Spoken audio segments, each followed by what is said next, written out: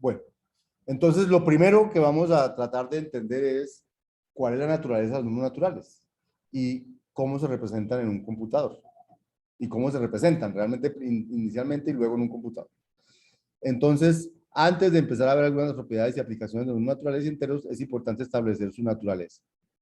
Entonces, para entender la naturaleza de los números naturales, hoy un señor que en el siglo XIX se inventó los siguientes axiomas, que son los axiomas de Peano. Es un matemático, se llama Peano, que definió de manera exacta el conjunto de números naturales, ¿cierto? El conjunto de números naturales, que lo denotan con esta n así, es el conjunto de elementos que se pueden construir a partir de una constante, que normalmente la denominan el cero, y una función s, que se llama el sucesor, que dado un número natural, devolvería un número natural.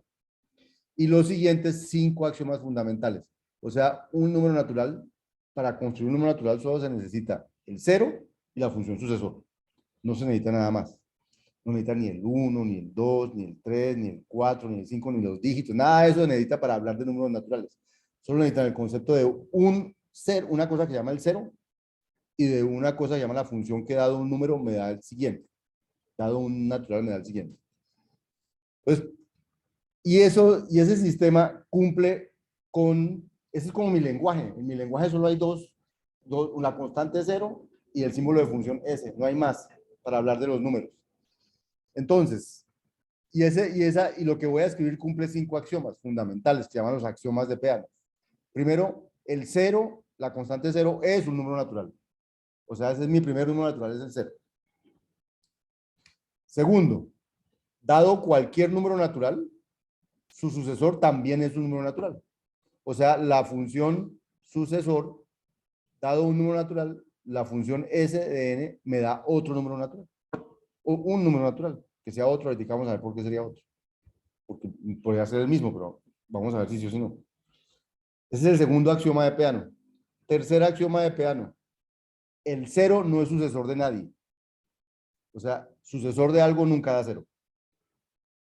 O sea, viendo, ahorita vamos a ver qué significa eso, pero de alguna manera es, no hay nadie antes que el cero en los números naturales. Cuarto, la función sucesor es 1 a 1. Es decir, no es posible que el sucesor de dos números diferentes del mismo número, porque la función sucesor es 1 a 1. Significa que dados dos diferentes en el conjunto de salida, sus resultados son diferentes en el conjunto de llegada. Eso significa 1 a 1. Y eso se escribe así. Si la función, si el sucesor de alguien fuera igual al sucesor de otro, quiere decir que esos dos eran el mismo. O sea, no hay posibilidad de que dos diferentes den el mismo sucesor. Ese es el cuarto axioma de Peano. Y el quinto axioma de Peano, que lo estudiaremos mejor más tarde, no hoy, dice lo siguiente, que si yo tengo un subconjunto de todos esos números naturales que puedo crear con esos axiomas, que cumpla que el cero esté en ese subconjunto y que cumpla que si un n está, el sucesor de n también está en ese subconjunto, entonces no hay ninguna otra opción más a que ese subconjunto sean los mismos números naturales. O sea, un conjunto de números naturales que cumpla que tiene al cero y que dado que tiene a uno, tiene al siguiente o al sucesor, entonces tiene que ser todo el conjunto de números naturales, no puede ser un pedacito. Eso es lo que dice el quinto axioma, lo vamos a estudiar mejor más tarde. Eso se llaman los axiomas de Peano y definen las propiedades fundamentales de los números naturales. El cero es un número natural. Si un número es natural, su sucesor también lo es. El cero no es sucesor de ningún natural. El sucesor es 1 a 1, es decir, no hay dos números diferentes cuyo sucesor sea el mismo. No se puede. Y quinto, si un subconjunto de los números naturales tiene al cero y tiene a todo el sucesor de alguien, entonces tiene a todos los naturales. Eso es lo que dice los axiomas de Peano. Pero entonces vamos a tratar de entender gráficamente qué es lo que dicen los axiomas de Peano. Entonces, aquí siempre yo hago un dibujito con mi mano temblorosa. Entonces voy a hacer un dibujito. Entonces, dice, el primer axioma dice, el cero es un número natural. Entonces yo voy a dibujar un puntico aquí y voy a decir que ese es el cero. Porque dice que el cero es un, voy a tratar de dibujar el conjunto de los números naturales. Voy a tratar de dibujar el conjunto de los números. Listo. Voy a tratar de dibujar el conjunto, ya dibujé el primero. Dice que el cero es un número natural, acabo de dibujar el primer número natural y es un puntico ahí. ¿Cómo hago más números naturales? Pues la única manera de hacer más números naturales es usando la función sucesor. Entonces dice que para dado cualquier natural, sucesor es un número natural. Ah, bueno. Entonces yo podría ser el sucesor de este. Y el sucesor de este. Entonces voy a dibujar el sucesor de este haciendo una flechita y diciendo, bueno, voy a dibujar el sucesor de este. Y aquí pongo otro puntico. Ese señor sería el sucesor del cero. ¿Listo? Porque aquí, y este también es un número natural. Porque aquí dice que el sucesor de cualquier número natural es un número natural. Ese también es un número natural. O sea, ya llevo dos dibujitos. Podría haber pasado, pregunta, podría haber hecho lo siguiente. Voy a quitar esto de aquí un segundo. El sucesor de cero, voy a ponerlo así, aquí mismo. Podría haber dibujado eso. Entonces, usted que hay un axioma que dice que no hay nadie que sea, que ni el sucesor de nadie da cero. Y aquí diría que el sucesor de cero da cero. Luego, no podría haberlo mandado a sí mismo, porque no cumpliría el axioma 3. Entonces, este no es el dibujo que hubiera podido hacer. Luego, es absolutamente necesario hacer otro puntico que sea el sucesor de cero. O sea, con esos axiomas, sucesor de cero es otro punto diferente al cero. Y bueno, yo lo voy a ir poniendo así, con una flechita para que me acordemos que este es el sucesor de este. Pero como todos los números naturales cumplen con este axioma, o sea que a este también le puedo sacar el sucesor, ¿cierto? Y como a este también le puedo sacar el sucesor, como a este también le puedo sacar el sucesor, entonces el sucesor podría ser el anterior. O sea, yo podría decir que el sucesor de este es este. ¿Qué dice? No, porque el cero no es sucesor de nadie. Entonces, listo. ¿Podría ser este así? No, ¿por qué? Porque es uno a uno y no puede ser que este señor y este señor, que son diferentes, tengan el mismo sucesor. Perfecto. Entonces, la única opción es, hay otro, número natural. No hay más, hay otro. Y ese otro se llama sucesor del sucesor de cero.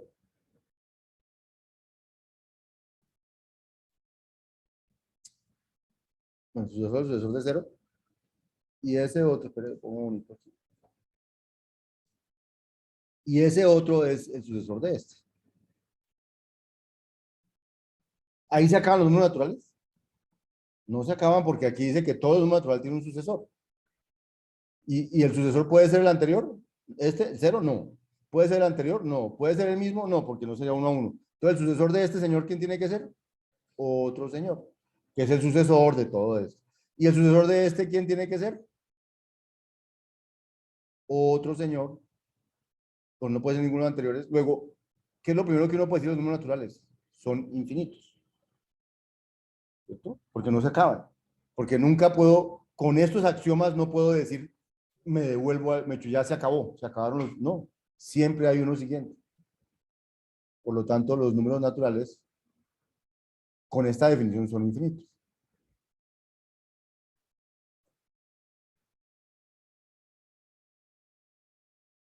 Y así sucesivamente.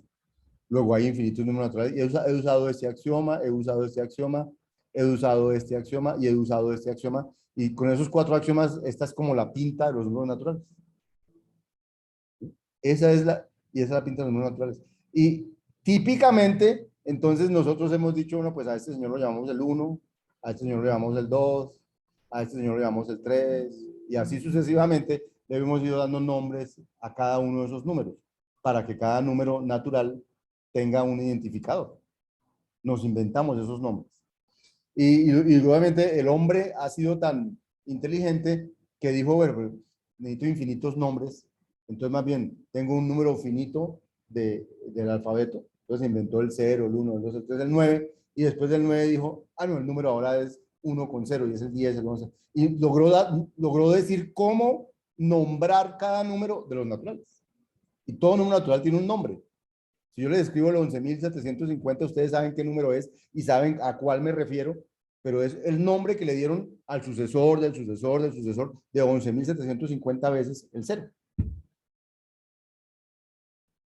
¿Listo? O sea que los naturales se rigen por estos 5 axiomas. Este quinto no lo hemos explorado, no lo vamos a explorar hoy. No influye en la forma de los naturales, sino en cómo yo pruebo cosas sobre los naturales, todavía no lo vamos a usar. Pero, o sea que los naturales, entonces, ¿por qué cuando uno le dibuja los naturales, le dibujan una recta así, y le empiezan a poner así, el 0, el 1, el 2, el 3? Porque esa es la manera de los números naturales, son así, no son de otra manera, cumplen esas acciones. ¿Listo? Esa es la naturaleza de los números naturales. Pero a uno le hablan de los números enteros. Entonces, ¿qué pasa con los enteros? Los enteros pueden concebirse como dos copias de los naturales. Una que se le pone el signo menos y la otra no. Y típicamente, gráficamente, lo representan como una crecer para el otro lado. El -1, el -2, el -3. Es lo mismo que como funciona con el 1, el 2, el 3, solo que son como dos copias unidas de los números naturales. Esos son los enteros. Los naturales son discretos. Lo único continuo no real. De hecho, cuando vimos biyecciones, yo les mostré que los pares y los impares y todos esos son tantos como los números naturales, o sea, también son discretos. Los racionales también son tantos como los números naturales, también son discretos. Lo único que hay un cambio son los reales, porque hay infinitos reales entre 0 y 1, mientras no hay ninguno número natural entre 0 y 1. Porque, ¿qué es un número racional? Un número racional es un número que se escribe de la forma P sobre Q, donde P es un entero y Q es un entero. Entonces, ¿cómo hace uno? O sea, quiere decir que cada pareja de números naturales, me están preguntando aquí, muchachos, que por qué los racionales serían discretos y no continuos. Entonces, digamos, yo voy a tratar de explicarle rápidamente a Santiago por qué. Digamos que yo escribo, que yo dibujo, digamos que aquí hay naturales, o sea, el 0, el 1, el 2, los naturales, con estas propiedades de aquí, y aquí en esta recta dibujo otra de los naturales, con las propiedades de ahí, el 1, el 2, el 3, el 4, y así, ¿sí? Entonces, ¿qué es un número racional? Un número racional no es más que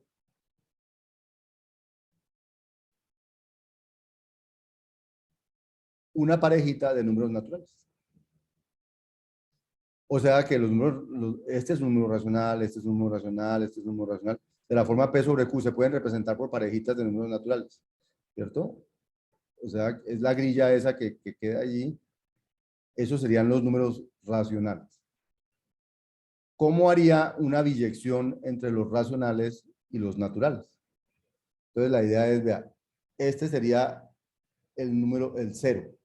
Luego me muevo para acá. Este sería el que asocio al número 1. Este al 2.